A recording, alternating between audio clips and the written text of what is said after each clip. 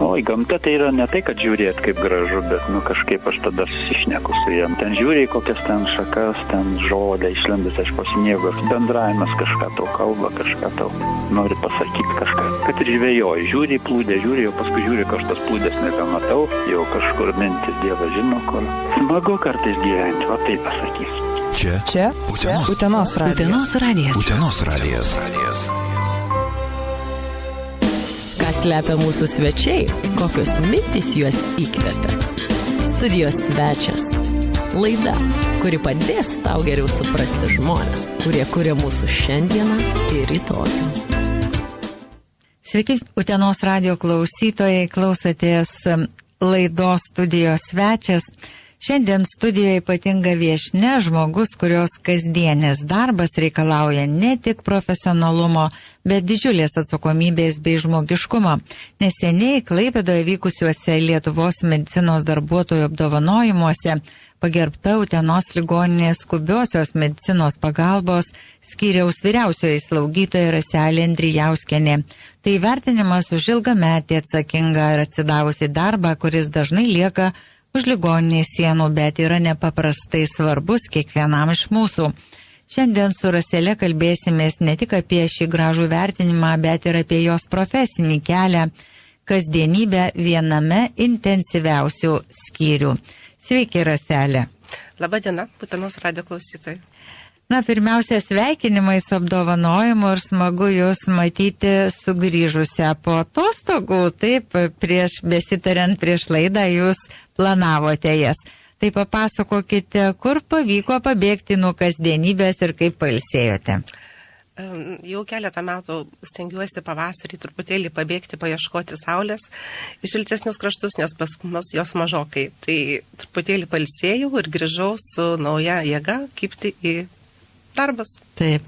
Na, ar visiškai atsiribojate nuo darbo, ar vis dėlto mintys apie pacientus ir skyrių lydi ir atostogų metu?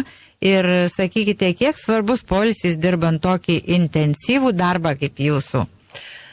Nors ir noras įsipalaiduoti, atrodo, atostogų metu, tačiau mes, medikai, tikriausiai dirbame tokį darbą, kada visą laiką pacientai, darbo organizavimas, mano komanda, vis tiek apie ją galvoji daugiau ar mažiau. Na, neseniai buvote pagerbta Lietuvos medicinos darbuotojų apdovanojimuose. Ką jums asmeniškai reiškia šis įvertinimas? Aš labai pirmiausia dėkoju savo įstaigai, tai yra Utenos ligoninei, kuri mane vertino ir pateikė mano kandidatūrą šiam įvertinimui. Tai yra aukščiausias Lietuvoje vertinimas, kurį tiek gydytojas, tiek slaugytoja gali gauti ir turi būti įvertinta. Todėl šis įvertinimas tikrai man daug ką reiškia ir aš jo didžiuojuosi. Tai ar tokie apdovanojimai labiau yra asmeninis įvertinimas ar visos komandos darbo pripažinimas? Be abejo, nebūtų komandos, nebūtų ir tokio darbo, tačiau kiekvienas žmogus mes atsakingas už savo veiksmus ir kiekvienas tobulėjam, stengiamės, kažko siekiame. Manau, tai yra ir mano asmeninis indėlis į šį apdovanojimą. Taip. Na, o kas buvo pirmasis žmogus, su kuriuo pasidalinote šią žinią? Pirmasis žmogus buvo, aišku, mano dukra Jolita, kuri mane ir lydėjo į šią šventę gražią. Kiek jau žinau ir teko pasiskaityti, jūs ir mūsų laikraštis Utenos diena kalbino, nuo pat vaikystės svajojate apie mediciną. Ar prisimenate momentą, kada ši svajonė tapo rimtų tokiu pasirinkimu? Kažkaip, daug kas nesiklausti, kodėl aš taip, nežinau, nesiblaškiau tarp pasirinkimo profesijų, tiesiog nuo vaikystės svajojau padėti žmonėm, norėjau būti tada vadinama dar medsesuo, bet gal aš to taip nevardijau, tiesiog nuo vaikystės svajojau pasirinkti šią profesiją. Ir kada baigiau Panevėžio vidurinę mokyklą, gyvenau tuo metu Panevėžyje ir man buvo labai patogu tuometinę Domaševičiaus medicinos mokyklą įstoti ir ją baigti. Na, kažkada radijui dirbo Rūta Mačiulytė, gal ir žino, dabar jinai vaikų chirurgė. Ar esat girdėjusi, yra uteniškė ir jinai irgi atėjusi į radiją, užsirašė lentoje, aš būsiu vaikų chirurgė. Ir sakė, vaikystėje neištverdavo, norėdavo pasižiūrėti, kaip varlės atrodo ir chirurgija tokia padarydavo. Tai ir jūs panašiai taip nuo pat vaikystės nenuklydot? Nenuklydau, kažkaip mano žaislai buvo visi, kad lėlės gydyti. Augau pas senelius kaime irgi ten, galbūt ne varlės, bet irgi lėlės kačiukus gydžiau, tai kažkaip labai toli nenukrypau nuo to. Taip. Utenos ligoninėje dirbate jau nuo 1988 metų, taip? Taip. Kaip per tą laiką pasikeitė jūsų darbas ir pati sveikatos sistema? Nuo tų metų visų pirmiausia, galbūt pati tobulėjau, studijavau 2 universitetuose, kad gilinčiau žinias, kadangi medicina ženkliai žengia į priekį ir turi neatsilikti, turi suspėti su inovacijom, su teikiamam naujovėm tiek slaugoje, tiek gydymo sferoje. Tai pradžioje dirbau aš fizinės medicinos ir reabilitacijos skyriuje, po to dabar jau 20 metų dirbu skubios pagalbos skyriuje ir panašiai tiek pat metų esu vyr slaugytoja. Tai tas darbas toksai, kaip ir minėjau, žengia dideliais žingsniais į priekį, tobulėja tiek slaugos politikoje, tiek aparatūros, įvairiausių tyrimų. Todėl ir pačiai reikia tobulėti, rinkti komandą, kuri sugebėtų pacientams suteikti skubes ir kvalifikuotas pagalbas. Nuo 2004 metų, jeigu klystu mane pataisykite, esate skubiosios medicinos pagalbos skyriaus vyriausioji slaugytoja. Kas šiame vaidmenyje yra sudėtingiausia? Šiame vaidmenyje gal tiesiog turiu šaunų kolektyvą, kuris remiasi į mane ir kiekvienu iškilusiu sudėtingų klausimų ieško atsakymų pas mane. Tai sudėtinga atsakyti laiku, neturi pasirinkimo neatsakyti, nes negali neatsakyti. Yra toks skyrius, kada sprendimai turi būti priimami čia ir dabar. Tai dirbant skubios pagalbos skyriuje visą laiką turi turėti tinkamą atsakymą, tinkamą sprendimą, kad tam tikroje situacijoje nenukentėtų nei pacientas, nei pats darbuotojas, nei dar kažkokie iškilę aplinkiniai klausimai ar ten dar kažkokie dalykai. Iš tikrųjų, tai vienas intensyviausių skyrių ir gal pasipasakotumėte, kaip atrodo jūsų įprasta darbo diena. Tiesiog ateinu į skyrių ir pirmiausia komanda, būti dažniausiai pas mus paromis darbuotojai, slaugytojas, padėjėjos slaugytojų, man referuoja apie praėjusios dienos darbus, kas buvo, ar kiek klausimai iškylė, kokie buvo pacientai, jų sveikatos būklė, kokie buvo tyrimai atlikti, aptarėme iškilusias problemas, jeigu tokių buvo. O ateinanti komanda taip pat susiplanuojama darbo organizavimą tam tikromis situacijomis, žiūrint, priimam sprendimus, kokios jos gali būti, pamoduliuojame. Ir tad toliau man eina administracinis darbas, tai, sakykime, ten, kad netrūktų medikamentų užtikrinimas, darbo organizavimas, higienos normų stebėjimas, ar darbuotojai laikosi, rankų priežiūra, pacientų priežiūra, tiesiog darbas toks, kurio nelabai matosi, bet jo visą laiką užtenka. Aprėptis didelė. Su kokiais didžiausiais iššūkiais tenka susidurti kasdien?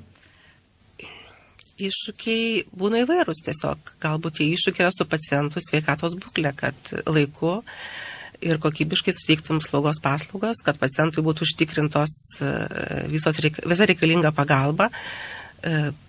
Tie iššūkiai būna nuo pacientų sveikatos būklės. Kuo pacientas sunkesnis, tuo operatyviau, tuo greičiau reikia suteikti paslaugas ir suorganizuoti darbą taip, kad viskas būtų čia ir dabar.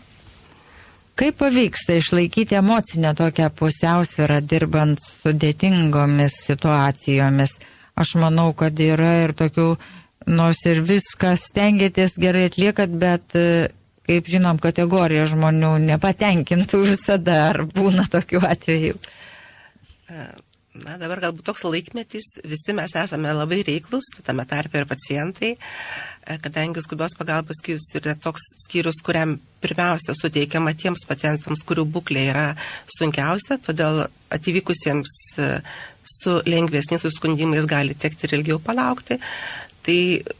Bet toks yra gyvenimas, taip yra, nes sunkesniem pacientams visą laiką yra teikiama pirmenybė, o su tais iššūkiais tiesiog tu privalai susidoroti, nes dirbi tokį darbą ir negali kitaip elgtis, nes tokia yra mūsų profesija. Na, ar yra, Raselė, tokių situacijų, kurios iki šiol išliko atmintyje kaip ypač jautrios ir įsimintinos?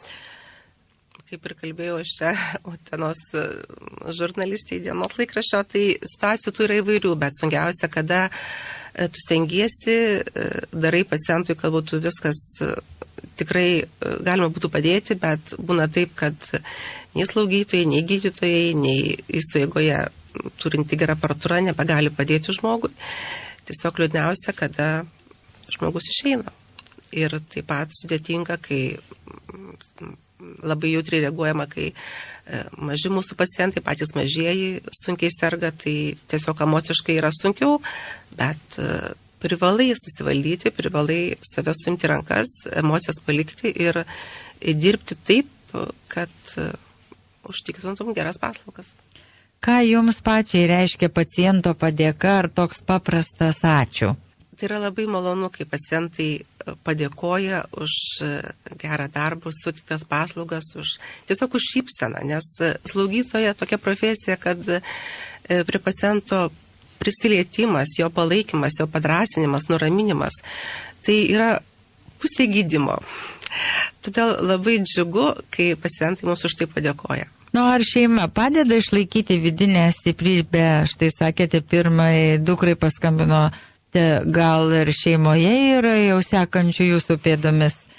Turiu tik tai vieną dukrą, kuri seka tikrai ne mano padimis, yra majorė šiuo metu, karininkė. Šeimos narių aš daugiau neturiu, nes vyrą esu palaidojusi prieš 10 metų, tai daugiau niekas ir neseka mano pėdomis. O kaip vertinate šiandieninę slaugytojų profesijos situaciją Lietuvoje, jūsų nuomonė? Lietuvoje šiuo metu slaugytojų jaučiamas nemažas trūkumas.